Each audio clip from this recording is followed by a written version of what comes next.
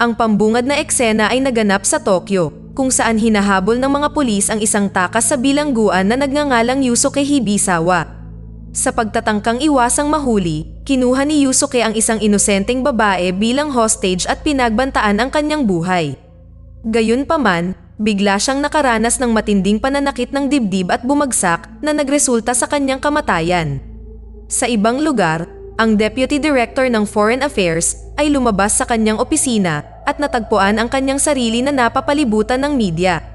Ang mga mamamahayag ay nagsimulang dumagsa sa kanya ng ilang mga paratang at mga tanong, ngunit bago siya makasagot, siya ay bumagsak at namatay tulad ni Yusuke. Sa katulad na paraan, ang isang pagkakasunod-sunod ng hindi maipaliwanag na pagkamatay ay nagaganap sa lungsod na lahat ay kinasasangkutan ng mga kriminal. Habang lalong nagiging madalas ang mga pagkamatay na ito, binibigyang kahulugan ng ilang relihiyosong grupo ang mga ito bilang banal na kaparusahan ng Diyos laban sa mga makasalanan.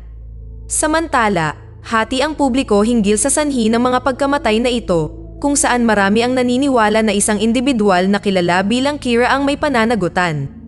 Ang ilan ay sumusuporta sa kanyang mga aksyon habang ang iba ay tinitingnan siya bilang isang kriminal. Isang gabi, isang breaking news bulletin ang nakakuha ng atensyon ng karamihan. Inanunsyo ng reporter na ang isang lalaking nagngangalang Hiromichi Imaizumi ay pumasok sa isang financial company at kasalukuyang may hawak na mga individual na hostage. Sa gitna ng karamihan ng mga tao, mayroong isang lalaki na nagngangalang Light Yagami na, nang marinig ang balita, ay kinuha ang kanyang notebook at isinulat ang pangalan ni Hiromichi dito. Ilang sandali pa, ang reporter ay nakakagulat na ibinalita na si Hiromichi ay namatay na. Sinasabi ng ilan sa mga hostage na siya ay bumagsak matapos makaranas ng biglaang pananakit ng dibdib. Kasunod nito, ang pelikula ay bumalik sa ilang linggong nakalipas. Nahack ni Light ang website ng Japanese police at nalaman natin na ang isa-isang inaalis ang mga kaso ng mga kriminal. Upang kumpirmahin ang kanyang mga hinala, pumunta siya sa isang lokal na bar kung saan narinig niya ang isa sa mga kriminal na umamin na pinalaya siya ng mga pulis at walang sino man ang makapagpapakulong sa kanya ngayon. Nang marinig ito, nabalisa si Light at nagsimula siyang mawalan ng tiwala sa legal na sistema ng bansa. Sa isang maulan na gabi, nakatagpo siya ng isang misteryosong notebook na may pangalang Death Note at dinala niya ito.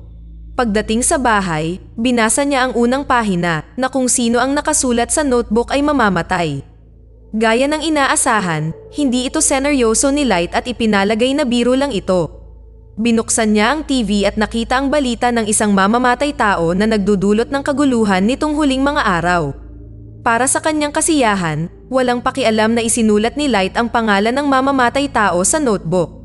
Kinaumagahan, habang nag-aalmusal, nagbabasa siya ng pahayagan at nabigla siyang malaman ang tungkol sa biglaan at hindi maipaliwanag na pagkamatay ng mamamatay tao. Ngunit sa kabila nito, nananatiling may pag-aalinlangan si Light at naniniwalang ito ay nagkataon lamang. Nang maglaon, habang naglalakad siya sa kalye, nakasalubong niya ang parehong kriminal na nakita niya sa lokal na bar noon. Upang mapatunayan ang kanyang pagpapalagay, isinulat ni Light ang pangalan ng kriminal sa death note habang pinagmamasdan siya mula sa tapat ng kalsada. Laking gulat niya, ang kriminal ay agad na nakaranas ng pananakit ng dibdib at namatay. Sa wakas ay nakumbinsi nito si Light sa pambihirang kakayahan ng notebook at binasa niya ng mabuti ang lahat ng mga panuntunan nito. Ayon sa mga alituntunin, gagana lamang ang kwaderno kung maisasalarawan ng manunulat ang mukha ng tao sa kanilang isipan. Bukod pa rito, kung ang sanhi ng kamatayan ay hindi tinukoy sa loob ng 40 segundo ng pagsulat ng pangalan ng tao, mamamatay sila sa atake sa puso. Nang gabing iyon, naglalakad si Light pa uwi nang makatagpo niya ang Grim Reaper na ipinakilala ang kanyang sarili bilang si Ryek. Napag-alaman na ang mga nakahawak lamang sa Death Note ang nakakakita sa kanya. Sa una, si Light ay natatakot na makita ang nakakatakot na hitsura at nagtanong kung siya ay dumating para sa libro, ngunit ipinangako ni Ryek na wala siyang ibig sabihin. Pagkatapos ay ipinaliwanag niya na maaaring gamitin ni Light ang aklat ng maraming beses hanggat gusto niya. Nang marinig ito, naging determinado ang ating pangunahing tauhan na lumikha ng isang mundong walang krimen kung saan ipagdiriwang ang kabutihan at ang masasama ay hihimatayin sa takot. Sa kasalukuyang panahon, iniimbestigahan pa ng pulisya ang mga misteryosong pagkamatay na nagaganap, ngunit hanggang ngayon, wala silang lead sa tinaguriang hari ng batas na si Kira. Kaya naman, nakipag-ugnayan sa kanila ang isang misteryosong tao na kilala lamang bilang L para mabigyan sila ng tulong. Nakipag-usap si L sa mga pulis sa pamamagitan ng isang laptop at pinaghihinalaan niya na si Kira ay mula sa Japan at ginagawa ang mga krimeng ito ng mag-isa. Kaya naman, gumawa siya ng plano. Si L, na may pahintulot mula sa pulisya, ay gumamit ng isang takas na kriminal upang hamunin si Kira sa pamamagitan ng isang live na broadcast. Gumana ang plano at nang pinanood ni Light ang broadcast, nagalit siya sa mga nakakainsultong salita ng kriminal. Kaya naman, mabilis niyang isinulat ang kanyang pangalan sa death note, dahilan para mamatay kaagad ang kriminal. Kasunod ng insidenteng ito, ang tunay na boses ni L ay lumabas sa live na broadcast at ipinaliwanag niya na ang lahat ng ito ay isang bitag na itinakda upang mahuli si Kira.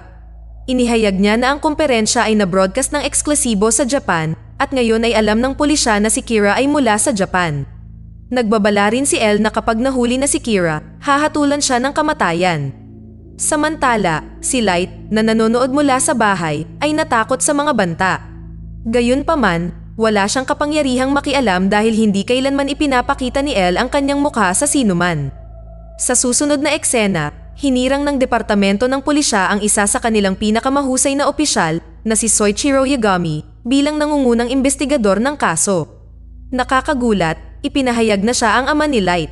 Sa tulong ni L, ipinagpatuloy ng pulisya ang kanilang investigasyon. Sinusuri nila ang pangkalahatang mga timing ng pagkamatay at natuklasan na tumutugma sila sa timetable ng isang kolehiyo.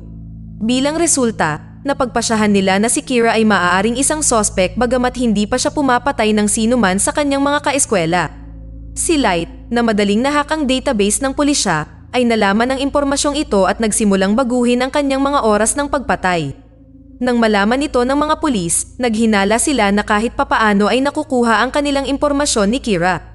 Nang maglaon, habang naglalakad si Light sa tabi ng kanyang bagong kaibigan, na si Ryek, napagtanto niya na isang hindi pamilyar na individual ang bumubuntot sa kanya. Inihayag ni Ryek na ang parehong tao ay nakabuntot sa kanya sa loob ng 2 araw.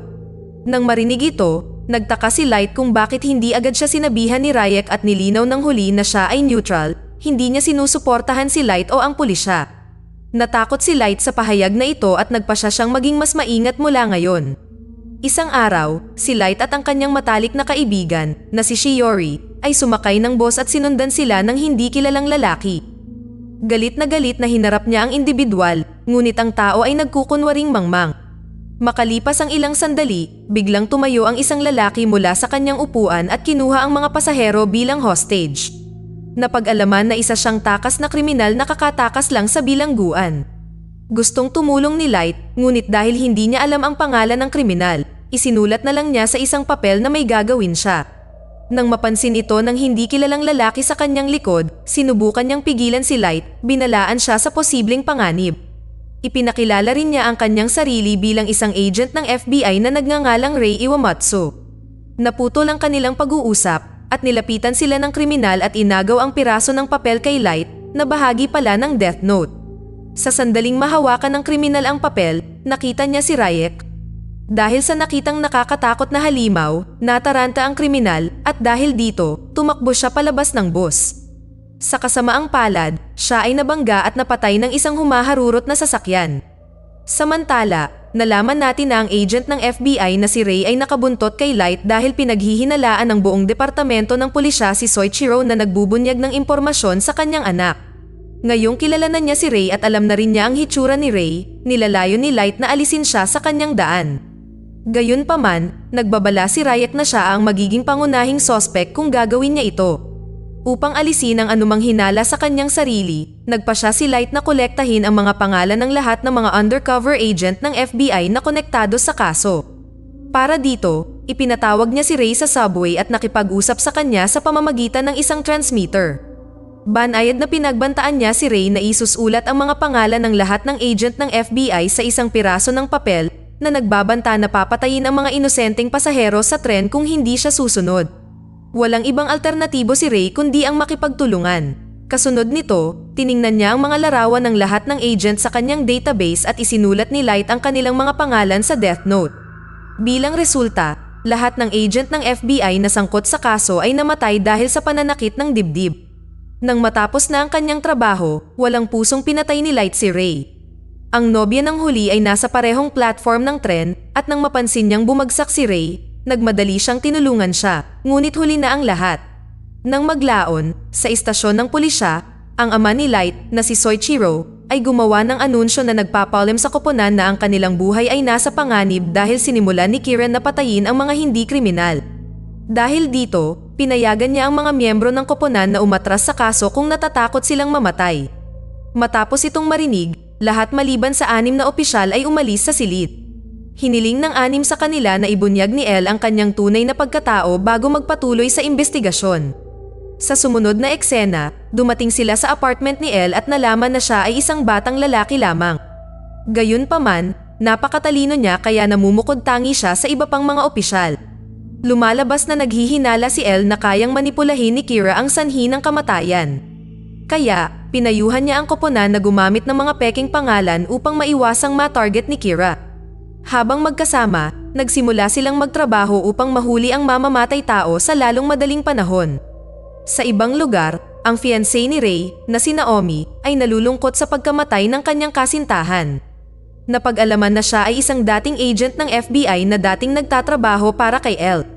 Determinado na siyang hanapin ang mamamatay tao na pumatay sa kanyang kasintahan upang makapaghiganti.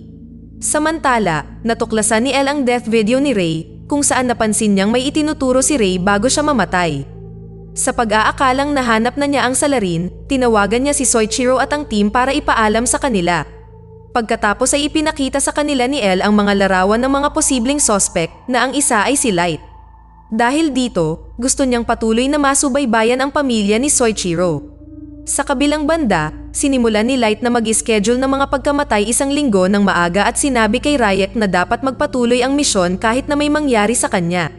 Kinabukasan, hinarap ni Naomi si Light na may hinala habang siya ay nasa eskwelahan. Nakita niya siya mula sa platform ng Riles ngunit itinanggi niya ang anumang bagay tungkol sa pagkamatay ni Ray.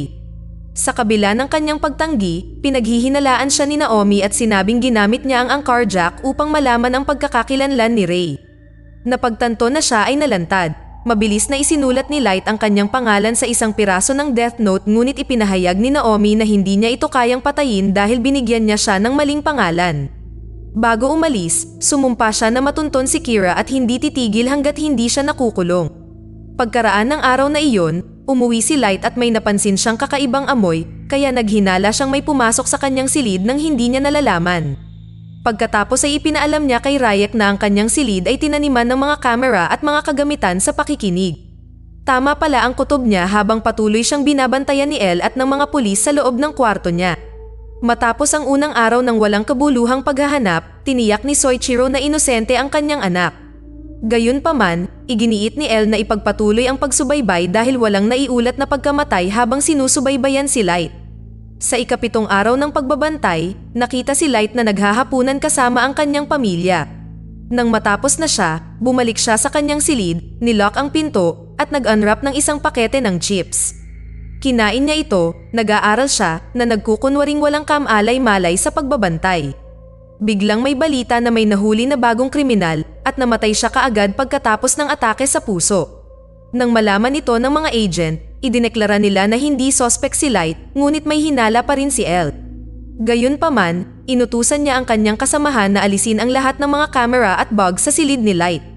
Lingid sa kanilang kaalaman, itinago ni Light ang death note sa loob ng bag ng chips at palihim niyang isinulat ang pangalan ng kriminal para makatakas siya sa mga paratang. Isang araw, tinawagan ni Shiori si Light at iminungkahi na magkita sila sa isang art gallery kung saan masaya siyang sumang-ayon. Sa panahon ng tawag, gayunpaman, naghinala siyang may mali dahil kakaiba ang boses nito. Ang totoo, kinuha pala ni Naomi na hostage si Shiori at ginamit siya para akitin si Light sa meeting place. Sa sumunod na eksena, pagkarating ni Light sa art gallery, nakita niyang hawak ni Naomi si Shiori bilang hostage. Galit niyang hiniling na aminin niya ang pagiging Kira. Gayunpaman, tinanggihan ni Light ang mga paratang at nakiusap sa kanya na palayain si Shiori. Sa isang pagtatangka na magtapat siya, ibinunyag pa ni Naomi ang kanyang tunay na pangalan at hiniling sa kanya na patayin siya. Samantala, pinapanood ni Elle at ng team ang pangyayari sa pamamagitan ng CCTV camera. Hindi nagtagal, Nag-ambala si Naomi ng mga sirena ng pulisya sa labas na nagbigay ng pagkakataon kay Shiori na makawala at tumakbo patungo kay Light. Ngunit sa sobrang takot, aksidente niyang nabaril ang kawawang babae. Habang dahan-dahang namamatay si Shiori sa kanyang pinsala, hinalikan siya ni Light at ipinagtapat ang kanyang pagmamahal sa kanya. Pagkatapos,